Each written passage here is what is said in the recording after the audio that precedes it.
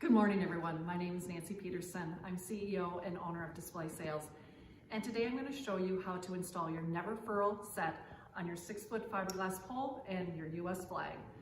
The first thing I'm going to do is attach my top to the pole. I'm using a wood ball top today, and I'm just going to slide the wood ball top on.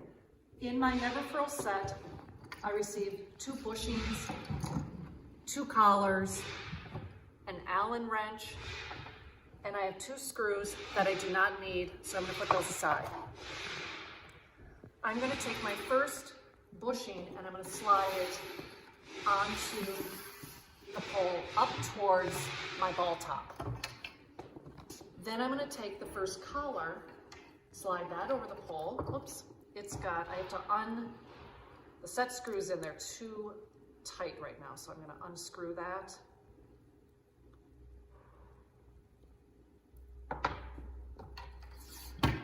And slide this up next to the bushing. And then I'm going to tighten that set screw now.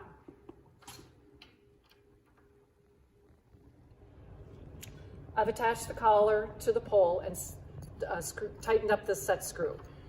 I'm going to take the wood ball top off now because otherwise it's going to fall off. The next piece, my next collar, slide onto the pole along with the bushing so that I can estimate how close I need my collars to my heading and grommets. This looks like about right. Take my little wrench and tighten up the set screw. Now attaching this side to my heading and grommets.